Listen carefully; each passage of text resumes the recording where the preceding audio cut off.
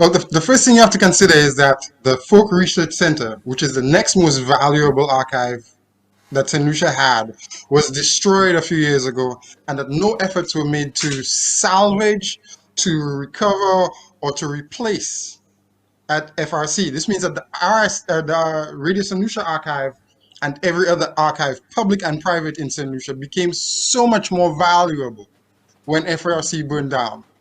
You know, it's obvious to most people that the archives are culturally important and historically important. And it's also obvious that the historical importance grows over time. That as more time passes, the historical importance grows. What's not so obvious is the economic importance of archives like that. That you can get anthologies, you can get books to infinity from those archives if you just apply a little bit of creativity. Multimedia is a $1 million business in the world, and the pandemic raised the value of content. The world that we are living in now, content has become so much more valuable because of social distancing. Granted, we don't have billions of dollars in the RSL archive, but we do have, there are potentially millions in there. There are just millions in foreign revenue, not just in selling the anthologies and the books to each other in St. Lucia, but we have a tourism industry, and the archive is a potential treasure trove of value-added products that can be sold to the tourists, that can raise the value of the St. Lucian brand.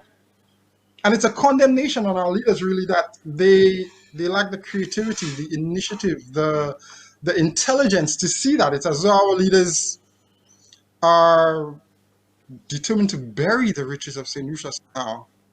You know, it's not wise. It's in the context of what's going on in St. Lucia, it's almost as though we're either selling off the most valuable resources in St. Lucia or we're destroying them.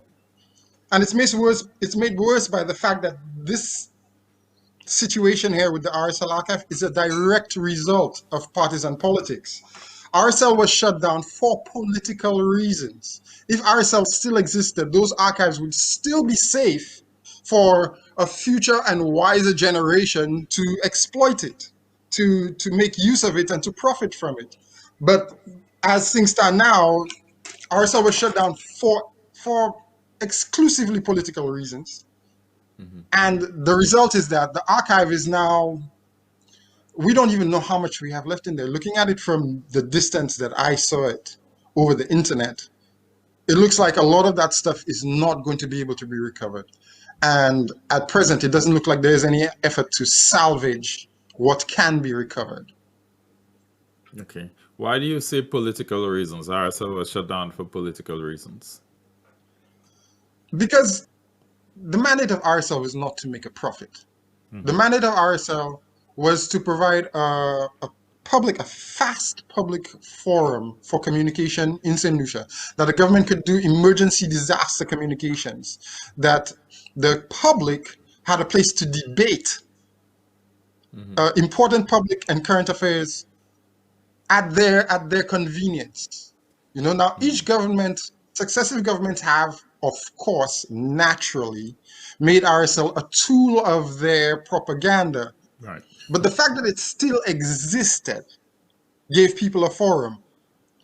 RSL was shut down not because it didn't make a profit, but because it provided a forum that was inconvenient to the government. Well, I don't think they were getting what they wanted out of it. Previous governments used to resort to firing specific people who didn't suit their agenda. Right. No? Yes. This government seems so much more bold, dare I say, brazen in their tactics. So brazen that rather than censuring a certain individual or changing the staff, they decided they would cut the whole thing off. Right. Throwing out the baby with the bathwater. Exactly. You know, it's not a good thing that RSL has been used as a propaganda tool of the party in power every single time. But it was very useful for RSL to be available to the St. Lucian public it was very useful for RSL to exist in Saint Lucia and to provide the services it provided, so that even though the baby was in dirty bathwater, dirty partisan political bathwater, you still had a baby.